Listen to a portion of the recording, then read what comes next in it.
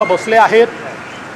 त्यांनी देखील सगळ्यांना आवाहन केलेलं आहे की आपल्याला नियमाने उपोषण करायचं आहे आणि सगळ्यांना सहकार्य करण्याचं आवाहन केलं आहे। शासनाची पण भूमिका सहकार्याचीच आहे, कारण आम्ही पहिल्या दिवशीपासून सांगितलं की लोकशाही पद्धतीनं एखादं आंदोलन जर चालत असेल तर त्या आंदोलनाला कुठलीच मनाई करण्याचं कारण नाही आहे। लोकशाहीमध्ये चर्चेतनं प्रश्न सोडवायचे असतात, आंदोलन त्याचा एक मार्ग असतो।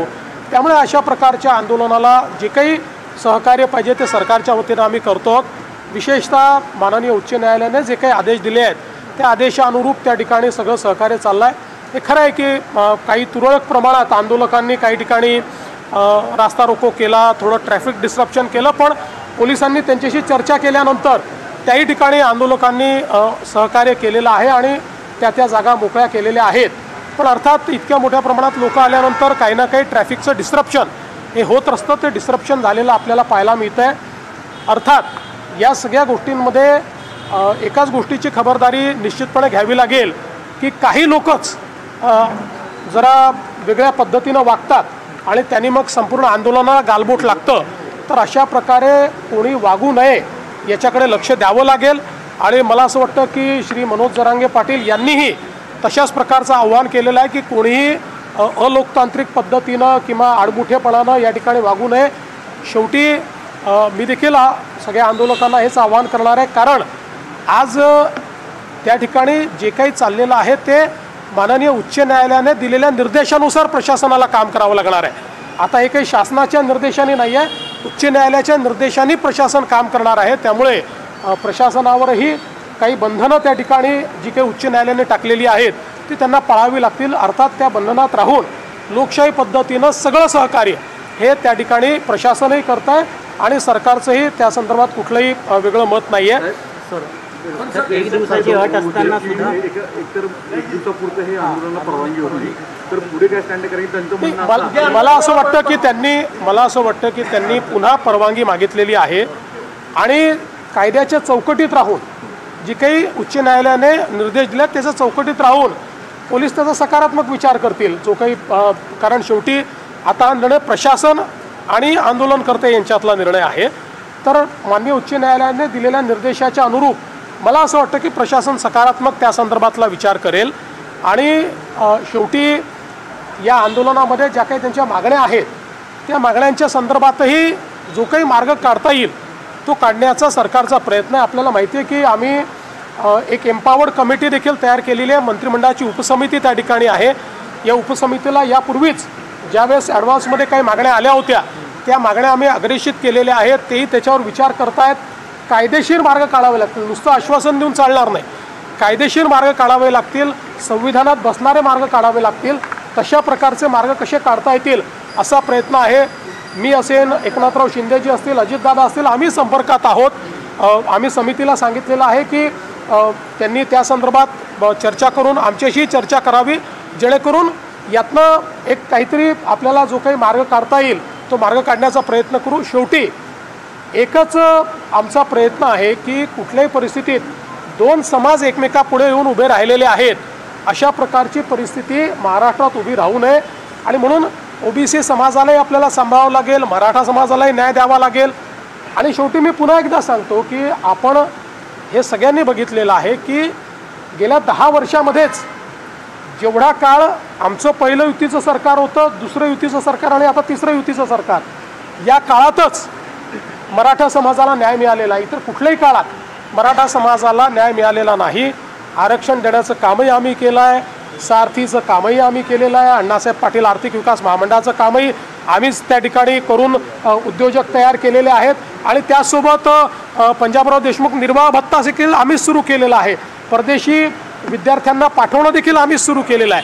त्यामुळे या सगळ्या गोष्टी शिक्षणाच्या असतील किंवा वेगवेगळ्या असतील रोजगाराच्या, या सगळ्या आमच्या सरकारने त्या ठिकाणी केलेल्या आहेत। त्यामुळे मराठा समाजाबद्दल आम्ही सकारात्मकच आहोत। कुठल्याही प्रकारे मराठा समाजाच्या संदर्भात आमच्या मनात काही शंका नाही आहे, या समाजाच्या पाठीशी आम्ही आहोत। पण त्याचवेळी काही लोक जाणीवपूर्वक हा प्रयत्न करतायत की हे कसं एस्केलेट झालं पाहिजे, कसे दोन समाज एकमेकासमोर आले पाहिजेत, कसं ओबीसी आणि मराठा असं भांडण लागलं पाहिजे। काही लोकांचे स्टेटमेंट सकाळी बघितले मी, त्यांचे प्रयत्न काय आहेत माझ्या लक्षात येत आहेत, पण त्यांना मी सांगतो अशा प्रकारे आंदोलनावर पोळी भाजण्याचा प्रयत्न करू नका, तुमचं तोंड भाजेल हे मला त्यांना सांगायचं आहे. शेवटी मुंबई, महाराष्ट्र, आपलं सोशल फॅब्रिक, या सगळ्या गोष्टी महत्त्वाच्या आहेत. आपल्याला एखादा निर्णय जो घ्यायचा असतो त्या निर्णयाचा दीर्घकालापर्यंत त्याचा परिणाम होत असतो. त्यामुळे अशा प्रकारचे निर्णय हे चर्चेतनं घ्यायचे असतात, सर्वसमावेशकतेनं घ्यायचे असतात. एकाला समोर करायचं, मग दुसऱ्याला नाराज करायचं, मग त्याला समोर आणायचं, अशा प्रकारचे प्यादे लढवणे, अशा प्रकारचे एकमेकासमोर लोक झुंजवणे हे या सरकारचं धोरण नाही. आम्ही त्यातनं प्रयत्नपूर्वक मार्ग काढतो.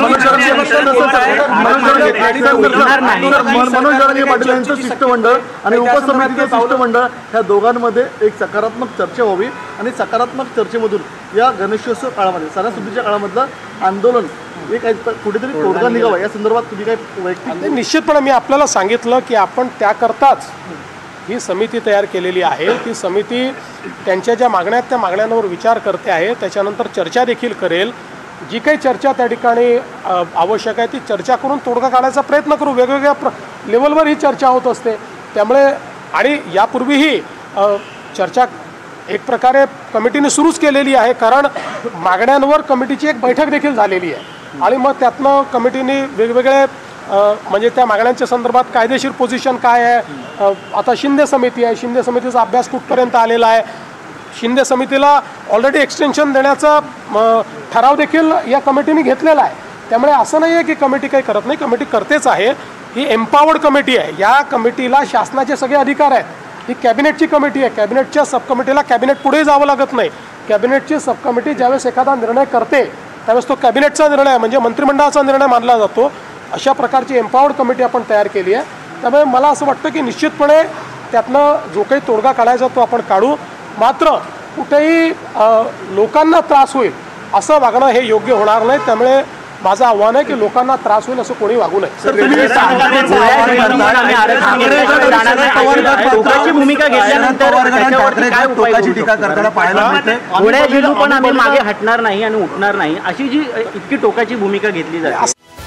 Experience the touch of greatness in the greatest show on earth, La Liga. असं वाटतं की त्यांनाही माहिती आहे कायदे आहेत, व्यवस्था आहेत, समित्या आहेत. त्यामुळे सगळ्या गोष्टी एकदम सगळ्या पदरी पडतात असं नाही आहे, पण आपण चर्चेतनं मार्ग काढत असतो. आता मागच्या काळामध्ये आपण 10% रिझर्वेशन दिलं. आज अशी परिस्थिती नाही आहे, 10% आरक्षण लागू आहे. त्या आरक्षणाप्रमाणे भरती झाली आहे, भरती चालली आहे.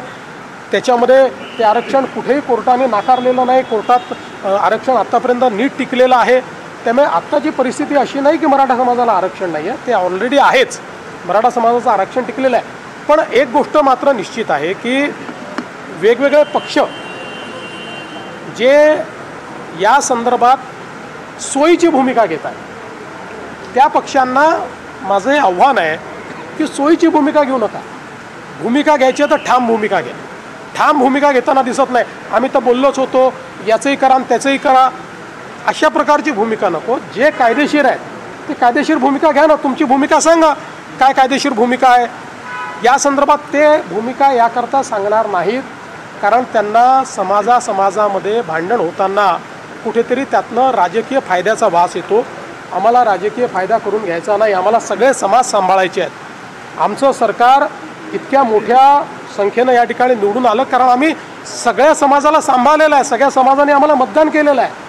त्याच्यामुळे आम्हाला सगळ्यांना सांभाळावं लागेल. सगळ्यांना सांभाळून सगळ्यांचे ॲस्पिरेशन्स जे आहेत ते ॲस्पिरेशन्स कसे पूर्ण करता येतील हे आम्हाला प्रयत्न करायचा आहे. हाच मुद्दा होता ओबीसी मधून मराठा समाजाला आरक्षण द्यावं अशी मागणी जरी जरांगे पाटील करत असले, काँग्रेस असेल किंवा ठाकरे गट असेल किंवा शरद पवार गट असेल ते मात्र यावरती ठाम भूमिका घेत नाही. सरकारने निर्णय घ्यावा असं उत्तर दरवेळी. म्हणूनच मी मागतो, कारण या सगळ्या लोकांनी मागच्या काळामध्ये याच्या संदर्भात एक सर्वपक्षीय बैठकीत ठराव करून सह्या केलेल्या आहेत.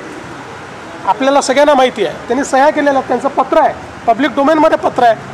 त्यामुळे त्यांची भूमिका काय आहे ही त्या पत्रातनं बाहेर आलेली आहे. म्हणून मी म्हटलं की आता सोयीची भूमिका घेणं आणि लोकांची दिशाभूल करणं हे बंद केलं पाहिजे.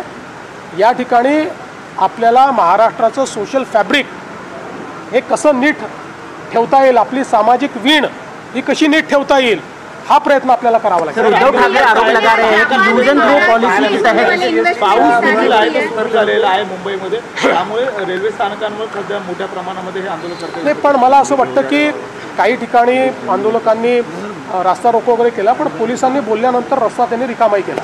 जमीन में जानना चाहेंगे कि महाराष्ट्र के इन्वेस्टमेंट की तारीफ की है, all credit goes to you. आज कितने एमओयू साइन हुए हैं और क्या इन्वेस्टमेंट है? देखिए, सबसे पहले तो मैं आपको बताना चाहता हूं कि महाराष्ट्र में आज हम लोगों ने 17 एमओयू साइन किए हैं. करीब 34,000 करोड़ के एमओयूज हैं. इसमें करीब 33,000 न्यू एम्प्लॉयमेंट जनरेट हो रही है. ये नासिक विभाग में नासिक है, अहिल्यानगर है, नंदुरबार है, यहाँ पर एमओयूज़ है. पुणे विभाग में पुणे में एमओयूज़ हुए हैं. विदर्भ में नागपुर है, चंद्रपुर है, गढ़चिरौली है, और हमारे रायगढ़ में भी एमओयूज़ यहाँ पर साइन हुए हैं.